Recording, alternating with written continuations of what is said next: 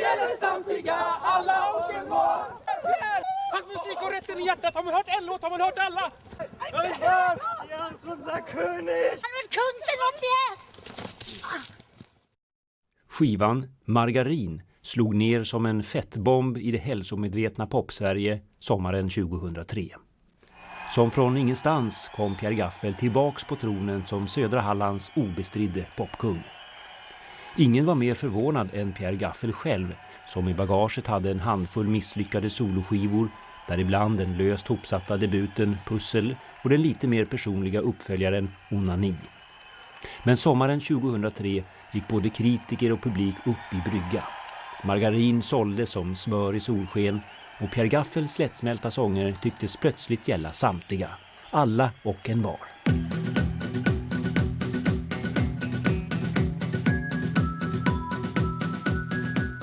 De allra första spåren av Margarin går tillbaka till 1997 då Pierre Gaffel för första gången blev pappa. Sonen, som naturligtvis skulle döpas enligt initialerna GT efter Gula Tidningen, fick efter ett visst överläggande sitt mycket speciella namn.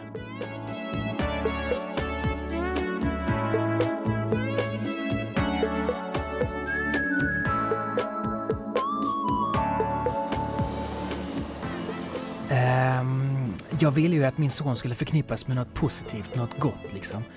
Och så råkade de ha de här kakorna på BB just den dagen och så blev det som det blev. Kanon. Sonen fick namnet Graham Tosca. Graham efter mjölet och Tosca efter kakan. Och för Pierre, som aldrig kunnat byta gitarrsträngar, var steget inte långt till att inte kunna byta blöjor.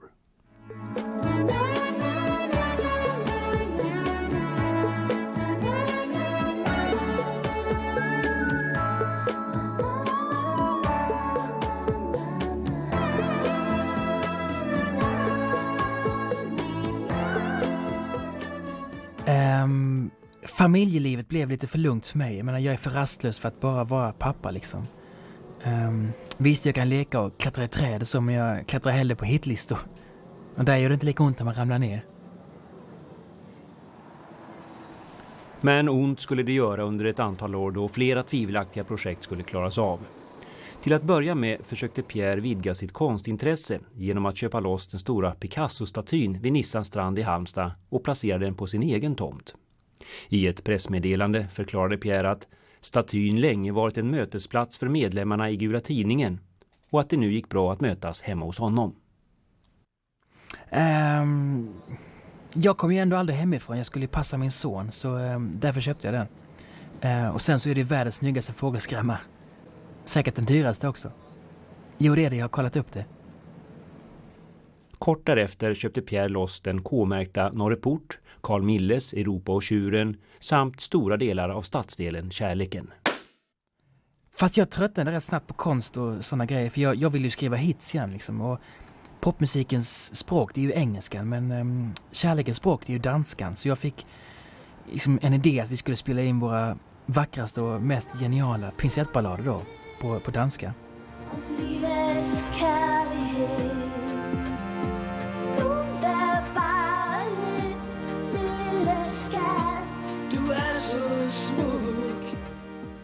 Men skivan sålde epokgörande dåligt och Pierres fingertoppkänsla verkade tillfälligt satt ur spel. Något som föranledde skivbolaget att omedelbart avstyra planerna på såväl den norska som den finska skivan. Jag vet inte vad som gick fel, för att till och med på releasefesten i Hillerö så hade vi svårt att bli av med plattan på något sätt. Och då ingick det ändå i biljettpriset. Otroligt, fantastiskt. Kanon. För att täcka förlusterna släppte skivbolaget skitsnabbt 2 samlingsskivor med pinsett, uppdelat på en skiva med alla de bra låtarna och en med alla de dåliga. Den dåliga, som dessutom var en dubbel-CD, blev en stor flopp och Pierre började tröstäta diverse bakverk, en ovana han fått smak för i Danmark. Märkligt nog var det de ingående övningarna i fett och glasyr som blev vändpunkten då Pierre, utan hits och uträknad av alla, lanserade sitt första egna tårtmärke, pinsettårtan.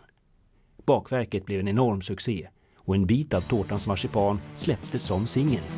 Du kan aldrig bli riktigt fri och ett konditori. De bryr pushar från alla håll. Säg inte negerboll. Hopp, hoppa, hopp. Det heter chokladboll. Hopp, hoppa, hopp. Det heter chokladboll.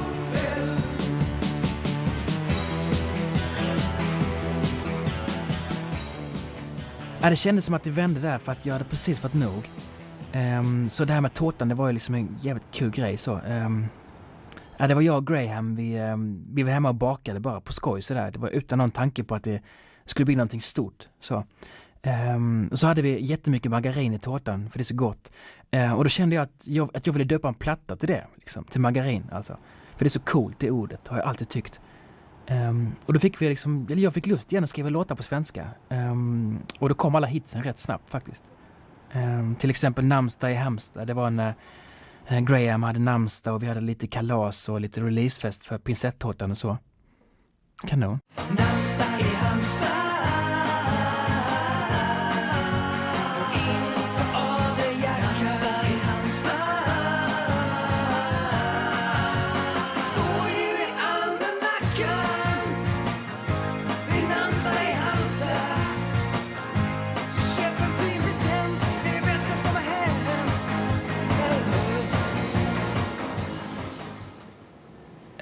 Och sen har vi låten Kringelikrok som jag skrev när min fru gick vilse i trädgården. 5 timmar tog det att hitta henne. Satt i ett träd. Jag vet inte hur hon kom dit. Hej, hej din tåg. Du springer kringelikrok. Hej, hej din tåg. Du springer kringelikrok. Är du riktigt klok?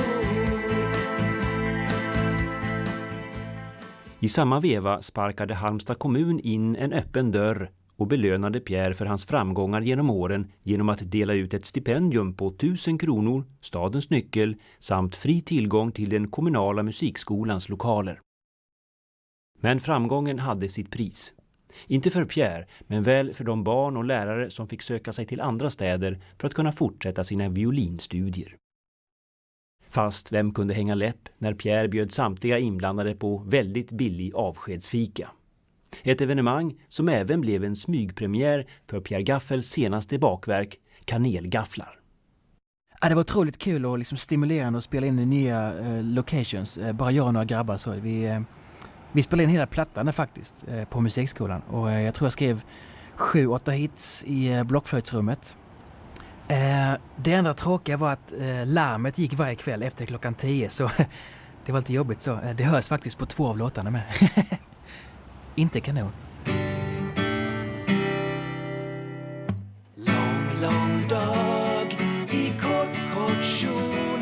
Här kommer ljuset. Du och jag. Det går inte att sjunga.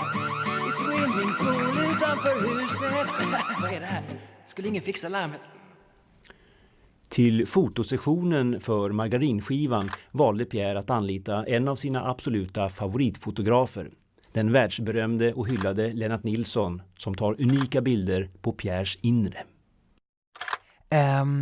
Jag kände att jag hade gjort en väldigt personlig platta och Lennart lyckades fånga en bild av mig som sällan syns i media. Av 70 bilder tror jag 65 hade platsat i vilka läkarböcker som helst. Vilken kille, kanon. Det här är Jan-Olof Likström, sport- och nöjesjournalist på tidningen Hallandsbladet, men även konnässör av Pierre Gaffels musik. Alltså Margarin är ju Pierres mest personliga platta, känner jag. Jag känner faktiskt det. Och det är inte många som vet det, men de flesta låtarna handlar faktiskt om mig. Varje gång Gaffel sjunger du så menar han mig. Jag har ju hört honom säga du till mig flera gånger. Du, lägg av med det där! Du, stick härifrån! Du, släpp de där trumpinnarna och stick! Du är lika med jag. När jag inte kan vara nära Pierre rent fysiskt, då är jag ändå nära honom. I mina drömmar kan man säga.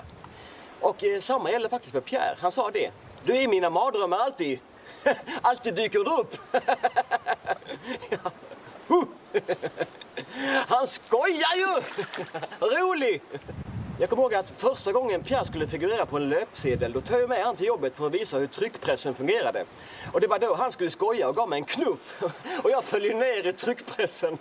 Ja, och det snurrade runt och jag söks in och taggar och det var in där så. Och man kan säga att det är första gången som han och jag samtidigt figurerar på en första sida. Indirekt så. Det blir färgnummer, blir det. Jag har ju försökt ge tillbaka så mycket jag kan till Pierre. Jag har försökt hjälpa till så gott jag kan. Jag har erbjudit mig att vara surrogatmamma, ta hormonsprutor. Jag försöker passa Graham så mycket jag kan. Uppvakta honom på födelsedagar. Ja, Pierre har ju gett mig så mycket. Och jag vill ge tillbaka så mycket som jag kan.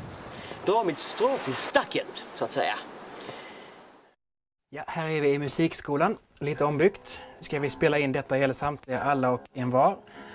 Här sitter en liten musiker. Hallå Christian! Hur går det?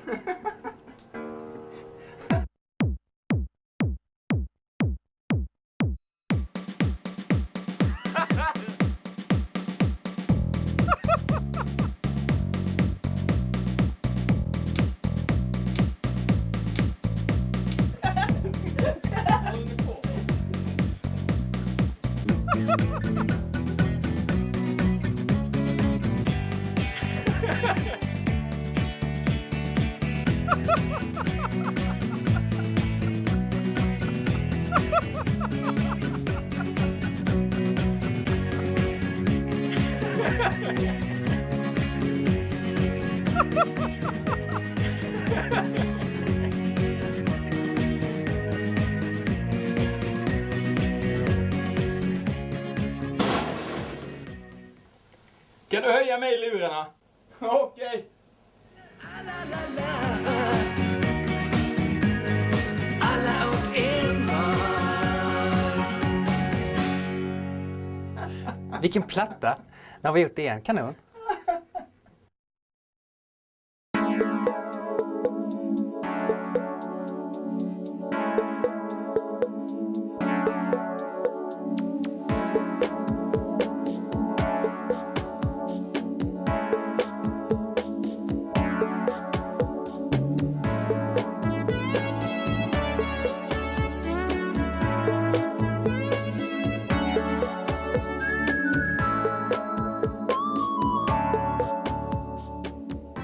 Nej, jag är ju bara en enkel småstadskille. Det finns en låt på plattan som handlar om det.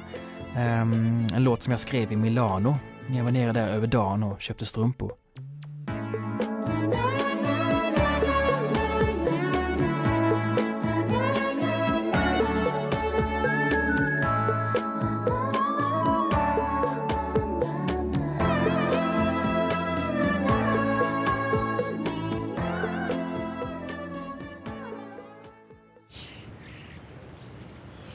Kanon.